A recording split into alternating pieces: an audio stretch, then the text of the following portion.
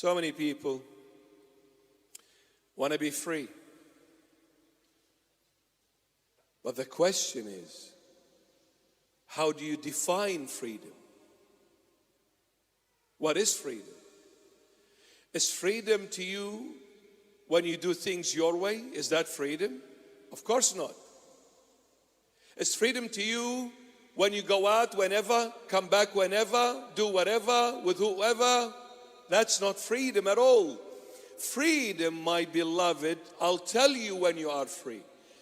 The only time we are free when we are abiding by the law.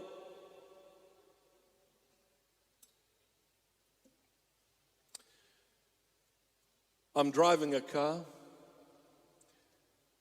and the sign on the side of the road says 70 kilometers an hour. I'm doing 80.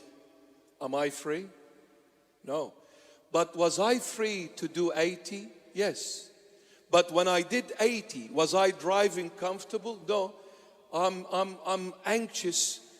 I just hope there is no copper hiding, police officer hiding behind a tree or just around the curve there with the radar pointed at my car, because I'll be in deep trouble once he gets me on the radar. So all the time that I'm driving 80, I was never free.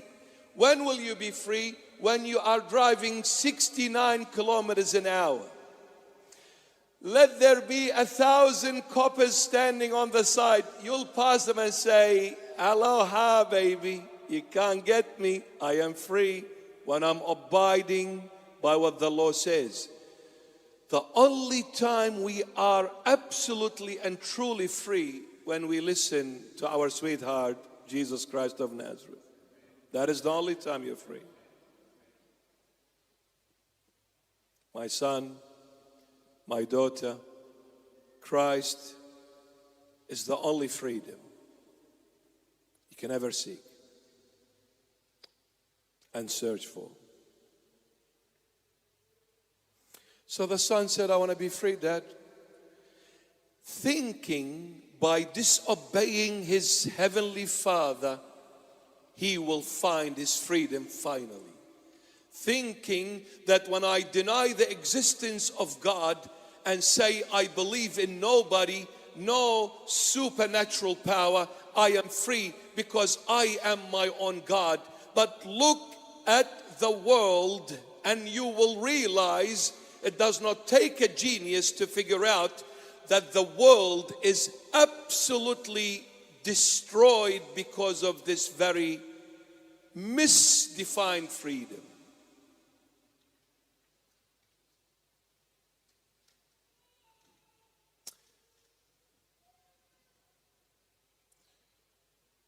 The son went away, took the portion which Dad gave him, and the Holy Bible says he went to a far away country.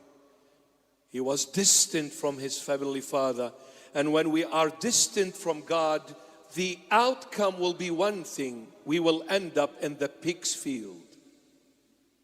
And the pig's field is the core and the heart of sin. Filth. When we walk away from God, all we will be doing is wrong. Everything that we will do was going to be wrong. So this son ended up working in the pig's field, yet he is the son of the king.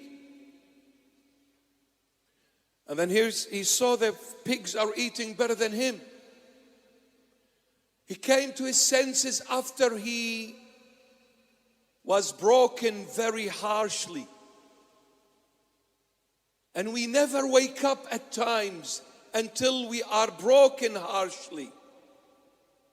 We never realize what God has given us until we lose it. Until God comes and shows us that the privileges I've given you, the honor I've given you, the glory I've given you, but you have forsaken it. You took it so lightly.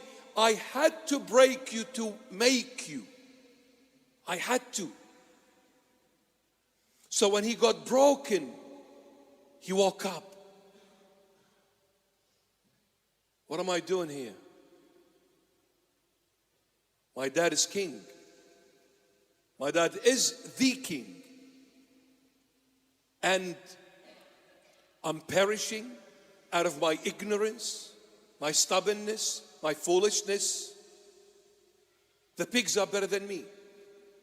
You know what I'll do? I'll go back to my dad and I say, Dad, I'm sorry. Forgive me, for I have sinned against you and before heaven. Make me a hired servant. I'm not worthy to be your son anymore. The father could not wait for the son to get home. The father runs like crazy to meet the son halfway. He doesn't talk, and he doesn't let the son talk. He embraces the son and kisses him from the neck. This embrace and this kiss of the neck, it is saying that I have brought you back and I am taking you as my son, not a servant.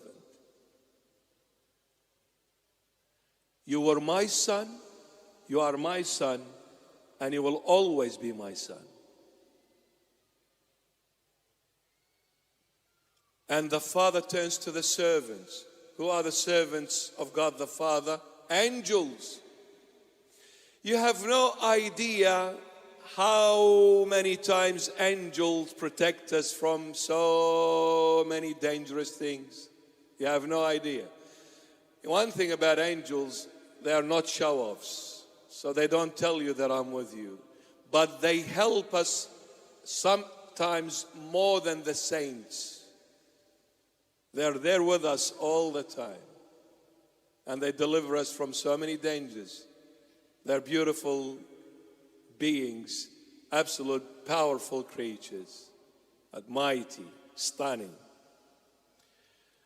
So he orders the servants, the angels said, 3 things do for my son.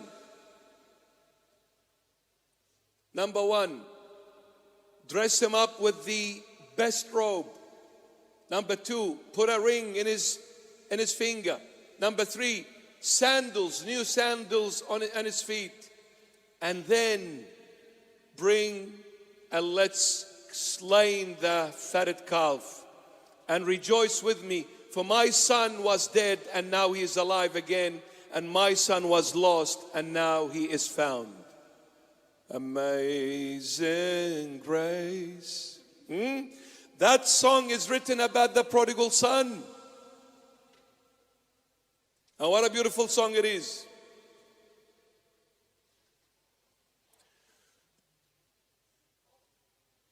Put on the best robe.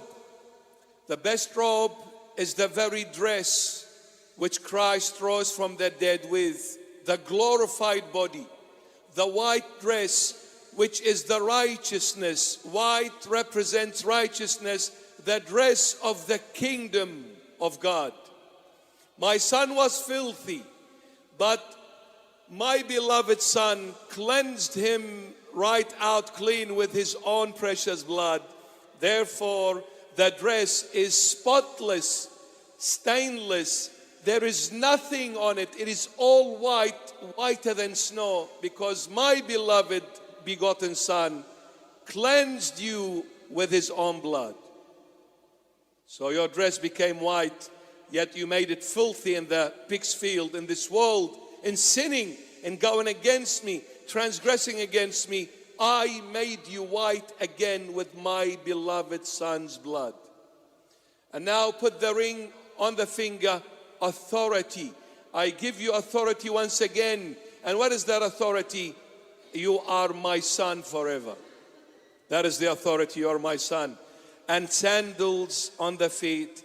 Sandals, my beloved. When we wear shoes or sandals, they are the things that detaches this body from the ground, from the earth. Shoes detaches us, they detach us from the ground. What did God say to Adam when Adam broke his word? He said, Adam, because of your sin, the earth, the ground is condemned. It shall bring forth thorns and briars for you. Thorns and thistles in other places. They're both thorns with a difference. No time to elaborate more about this. The ground is condemned. And when you walk on a condemned ground, you better put on the shoes to be detached from anything that is condemned. But when you come to my holy mountain, you better take your shoes off your feet, Moses, because the ground you're standing on is holy. Wherever God is, take the shoes off. Wherever Satan is, you better put on the shoes. In other words, you belong to your Heavenly Father. Don't ever behave worldly. Shoes, behavior. Which path are you taking? Which road are you walking in? Do not walk where Satan trods. Follow on the footprints of the Good Shepherd. The shepherd is my Lord, I shall not want. He leads me to green pastures and still waters. Yea, though I walk through the valley of the shadow of death, I will fear no evil, for you are with me. Your rod and your staff, they comfort me. The cross is the one that comforts me. Even if I walk through hell, I will step on Satan in his own territory, because the cross crushed the head of the serpent. The seed of the woman. Which is the seed of the woman? Jesus Christ. And who is this woman? The one and only Mother Mary.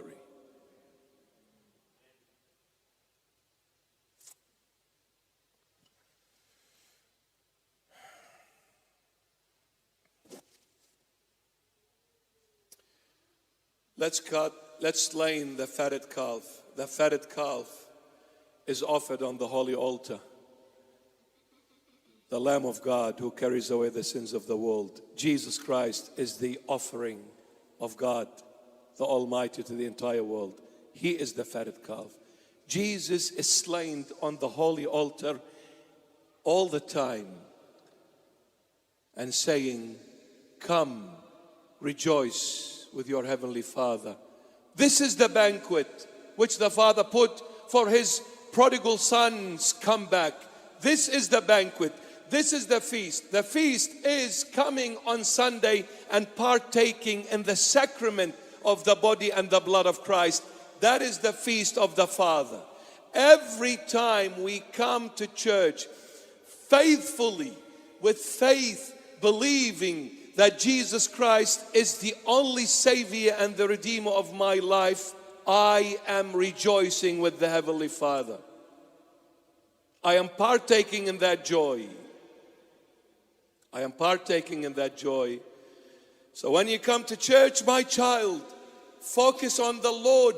Focus on what He has done for you and me and for all of us. Don't let anyone distract you. Don't let anything distract you. Doesn't matter. Trust the Lord. You're not eating today, it's okay. He will feed you tomorrow. Things did not work out the way you wanted them today. They will work out tomorrow through His will. Entrust Him with all of you and everything you have. Don't ever fear what the future holds, because the one we serve, we worship, we adore, we love, our Savior Jesus Christ, has taken care of us before creating anything. Anything. Trust Him. The Lord Jesus said to the 12 apostles, you have been following me all this time. Simon, you are a fisherman. Also you too, James and John, you were fishermen. You had a profession. You had a job. You let go of that job and you followed me. You became unemployed. No wages, no money, coming in. And there was no Centerlink back then. So you left your jobs where you were getting money and you followed Jesus, who had nowhere to place his head on. He didn't have a company. He didn't have a business to offer you. You just followed him in the crevices of the mountains and the valleys and the deserts. You followed him unemployed. But I ask you, 12 apostles, did you ever sleep one night being in need of anything? They said no. He said, well, today I say to you, sell this shirt and hold the sword in your hand. The sword is my word, my child. I don't come and chop heads. I come and heal wounds, because the sword is my word. And my word does two things like a sword. It is sharper than a double-edged sword. A double-edged sword means the sword can kill, and the same sword can set free. It depends on how you handle the sword, because the very sword can be the very weapon to kill you and the very weapon to free you. If you reject the word, you will be judged by the word, therefore you will end up dead. But if you accept the word, believe in the word, and honor the word, and embed it in the heart, in the core of your heart, the word will set you free. And if the Son sets you free, truly you are free. Truly you are free.